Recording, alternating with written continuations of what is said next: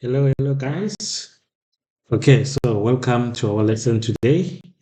So today we are going to do an introduction to differentiation. You see, so this is just going to be a lesson that gives you a brief understanding of what differentiation is all about. So we won't differentiate anything in this section, but we're going to understand the whole process of differentiation. Like when you are differentiating a function, what is it that you're trying to achieve? So that's what we're going to try and understand in this process. You see. So what exactly is differentiation? So differentiation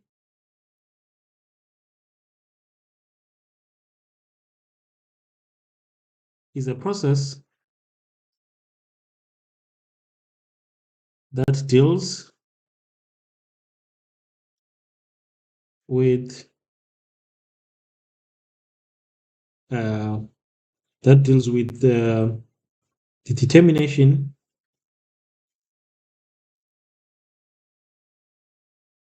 of a gradient function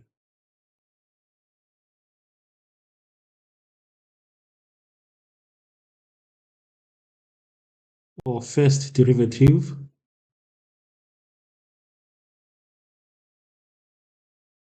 of a function.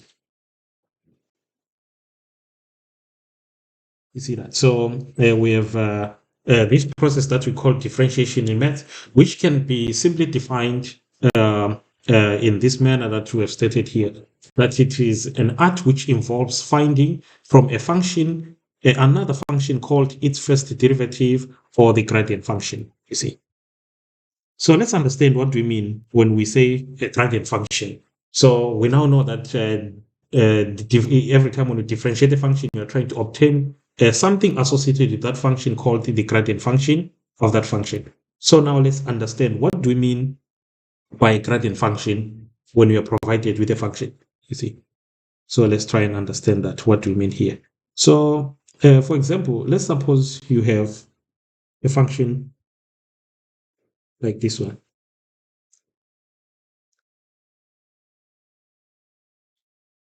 Let's draw a function. You can make it to be anything. It doesn't matter. But let's suppose maybe you have a function like this one, which I will refer to as f of x. You see. So one thing that we can see is that every time we have a function, and we try and look at as to how exactly can you characterize a function. You see. So one of the ways you can try and characterize a function, it's by studying the structure of its tangent. You see that? So remember, if you have a function like this one, if you come and locate maybe different points of a function, like here, you can see that every point on a function is associated with a certain tangent that you can draw like that. So even here, I can choose this point, I can draw a tangent there, which goes in like that. So one of the things that can characterize a function is that a function can be described by a series of tangents that are associated with it.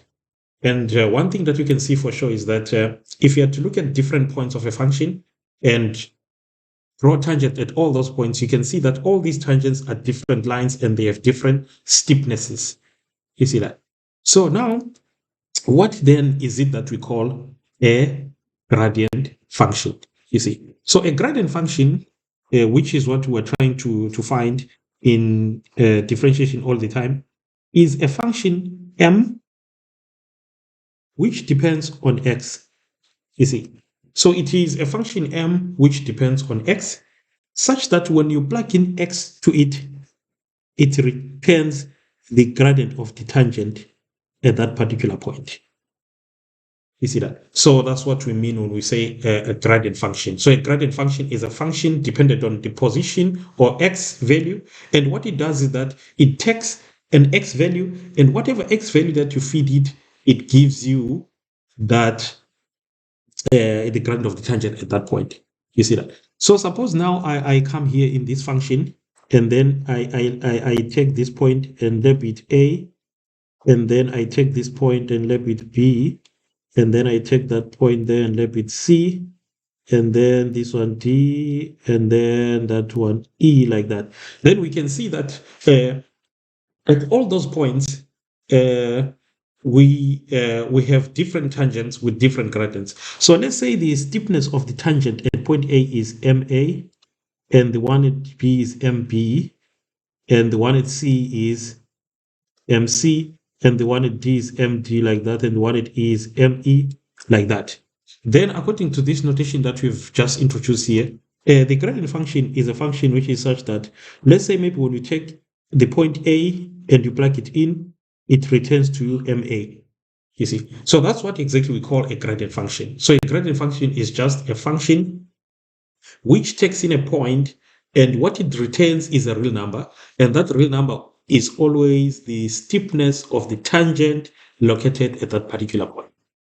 You see, so differentiation is all about trying to obtain this function. You see, so how to find the function mx that we see there. So one of the things that we should know now is that when it comes to finding the function mx, there are different notation that are used to represent this type of function. You see, so some notation that you have to know, it goes as follows. So let's talk about some notation for the gradient function.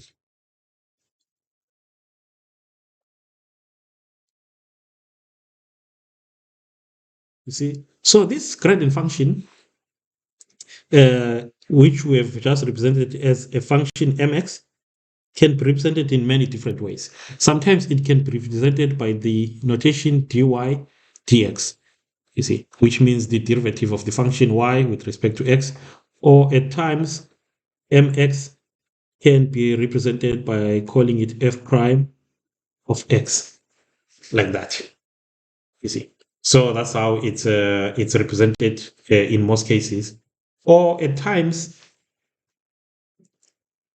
the function mx can be represented as g of x of the function f of x, like that. So that's one of the things that we have to know. You see that if you want to know some notation that you can use to represent the function, because there is no textbook that actually refers to the gradient function as mx. So usually they use these notations. So dy dx and f prime x are the conventional notation that you are most going to be finding always for representing this. So you have to stick to that notation also as well. You see. Then let's talk about briefly how can one find it. Let's say now you need one given a function. How does one get to find the gradient function?